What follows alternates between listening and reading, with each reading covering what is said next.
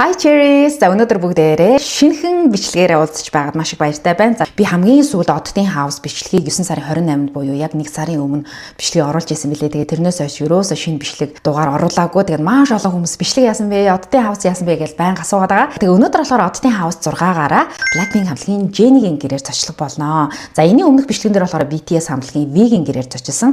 Яагаад Jennie-г дахиад оруулаад байгаа юм бэ гэж. Учир нь юу вэ гэхээр Jennie-гийн гэрээр биш, өмнө нь офсорнд зочилж байсан бол өнөөдөр гэрээр нь ийм том ялгаатай шүү. За манайхаа. За тэгээд өнөөдрийн бичлэгийн ивент итгэгчээр Хүнүүн Мэбэл хамтран ажиллаж байгаа. За тэгээд та нараас анзаарж байвал миний ард талд байгаа болон урд талд харагдаж байгаа мөн одоо манай өрөөнүүдийн бүх тавилгыг Хүнүүн Мэблийн хийсэн байгаа. Тэгээд удахгүй бас home tour бичлэгээрээ бүх дэлгэрэнгүй өдр материал, өнгө, сонголт инээ тэргээд бүгднгийн сайхан дэлгэрэнгүй ярих болно. За ингээд бүгдээрээ гол сэдвүүргээ орцгоё. Jennie-гийн амьдардаг энэ хаус нь болохоор Солонгос улсын Ханнамдонгд байдгийн байна. За энэ нь болохоор Америкаар бол Beverly Hills гэсэн үг байхгүй юу? Одоо Холливуудын одод ингэж амьдардагтай адилхан Солонгосын алдартай хүмүүс, баян амьдардаг хүмүүс болохоор энэ Ханнамдонгд амьдардаг юм. За тэгээд энд хин амьдардаг гэхээр жүжигчин Сон Хё Кё болон BTS хамтлагийн гишүүд бүгдээр амьдардаг. За үүнээс гадна G Dragon бас энэ Ханнамдонгд бас амьдардаг юм байна. За Jennie өмнө өөрийнхөө YouTube суваг дээр энэхүү бичлэгийг оруулж байсан. Ялангуяа биеийн арьсаа яаж арчилдаг талаараа бичлэг болгон хүргэж байсан. Тэгээд зураг авалт нь болохоор өөрийнх нь гэрт нь болсон байгаа. Гэрийн та нар сайн харах юм бол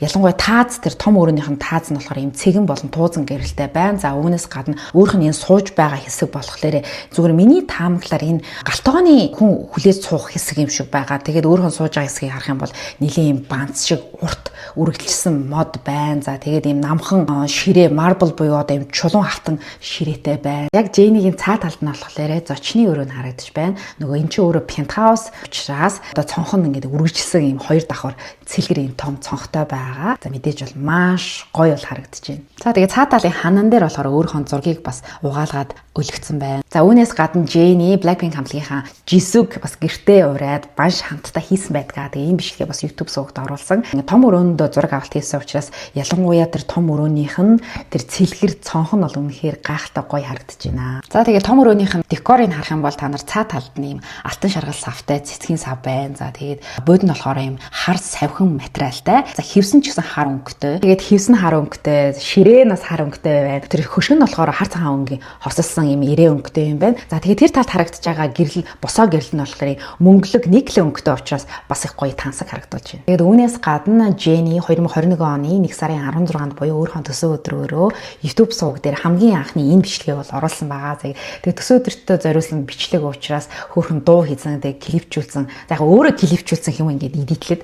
За тэгээд тийм бичлэг оруулсан байсан. За таан бичлэг хийгдсэн бэхээр гэртээ бичлэг нь хийгдсэн байгаа. За тэгээд арт талын энэ ямар өрөө гэдэг нь мэдэхгүй байна. Ямар тач өөрөх нь унтлагын өрөөний хэсэг юм уу, эсвэл офсын өрөөний юм уу, ийм цагаан өнгийн тавиуртай. За тэгээд дээр нь ингээд номнууд болон сувнирууд ингээд бас байна. За яг одоо та нарын харж байгаа энэ өрөө болохоор Jennie-гийн унтлагын өрөө байгаа. За ханых нь обооных нь өнгийг та нар хараарай. Сав сарл өнгөтэй. Ямар нэг хээ хуаар цэцэг навч ерөөсөө алга байна. Цагаан өнгийн ортой, ардаа ийм зөөлөвчтэй. За тэнгуүтээ энэ дэвсгэр давыг харах юм бол цагаан, цэнхэр, ийм шоон цэнхэр өнгөтэй байна. За тэгээд бүр тэр талд нь болохоор орны хажуудлын шургуулга, тэрний дээр нь ийм цагаан өнгийн гэрэл байна. За үүнээс гадна нэг юм жижигхэн буудан дээр Jennie хөвтцэн байж байна. Энэ буудан болохоор сүүлийн үед бас нэлээд тренд болж байгаа.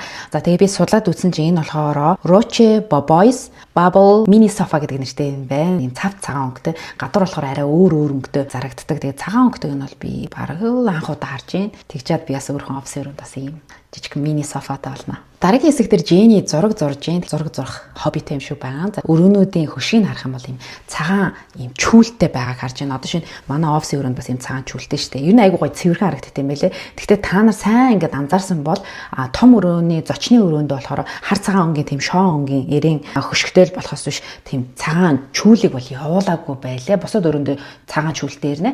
Би тэг яагаад юм бол гэж бодсон чинь угаасаа тэр нөгөө цонхчин цэлгэр ямар ч өөр одоо цагаан чүүлний ч бараг хэрэггүй байгаа байхгүй. Төсөөдрийнхөө бичлэгэн дээр болохоор том өрөөндөө юм уг нь бол юм гүйлтийн замтай тэгээд юм дуугуутай юм байна л л дээ. Тэгээд Jisoo бичлэг хийж байгаа хоорондоо энэ хоёрыг болохоор авцсан юм шиг байна. За тэгээд нөгөө хөшигчин байна, нөгөө босоо гэрэлчин бас байна. За энэ болохоор галтгооны өрөөнд байна. За тэгээд цаатлын тавилгыг болохоор Jennie өөрөө ингэж санаачилж хийлгээгүй юм байлээ. Энэ байр нь угаасаа цаанаасаа галтгооны тавилгыг ингээд дагалдаж ирсэн юм билээ шүү.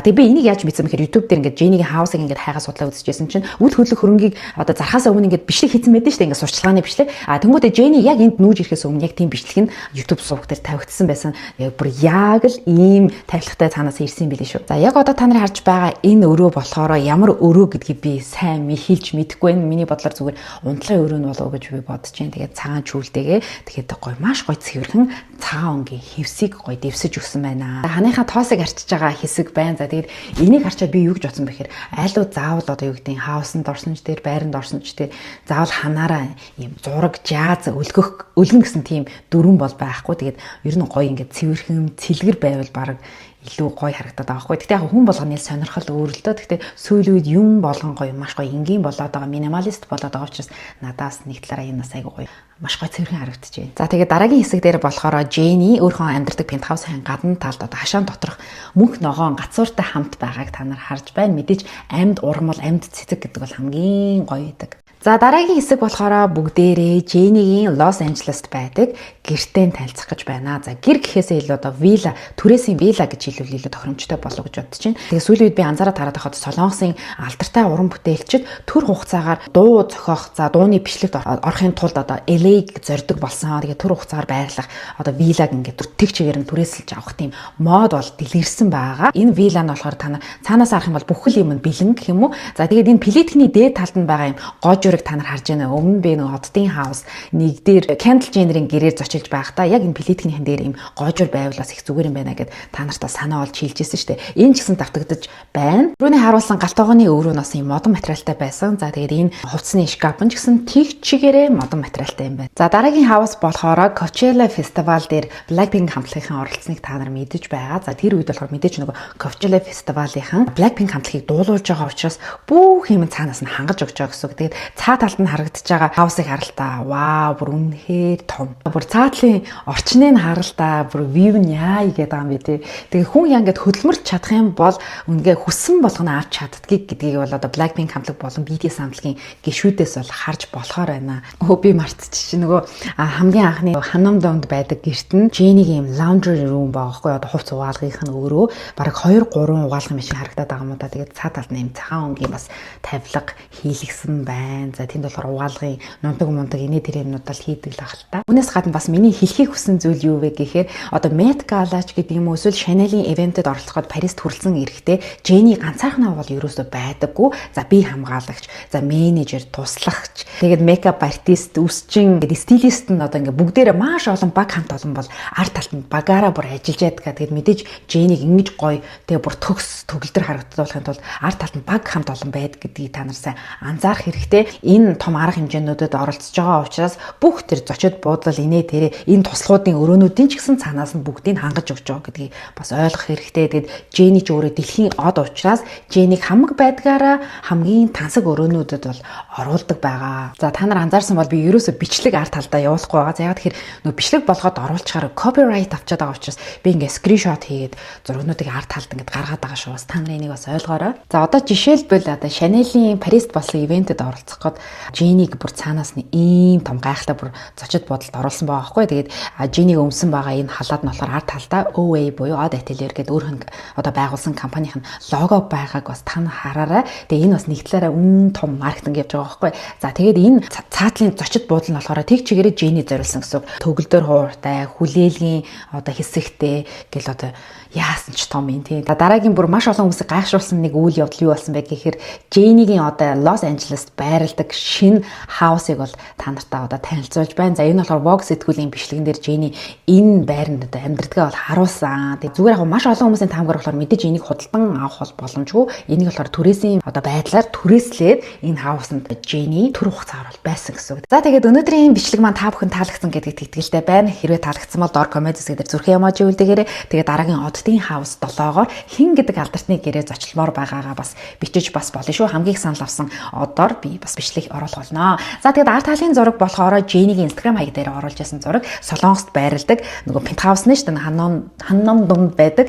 За тэнд авсан зураг нь аахгүй яг нөгөө хоёр давхар шатныхын доор ийм том гацур модтой. Тэгээ удахгүй бас 100 сарын баяр, шинэ жилийн баяр болох гэж байгаа учраас энэ зургийг бас оруулмаар санагдлаа. Тэгээд хамгийн гол нь та нар энэ бичлэгээс нэг зүйлийг маш сайн ойлгож авах хэрэгтэй. Залуу хүн хөдөлмөрлөөд маш сайхан амьдарч болдго юм байна гэдгийг Jenny-гийн жишээнээс бас харж болох нэ. За тэгээд бүгдээрээ дараагийн бичлэгээр уулзлаа. Түр баяртай.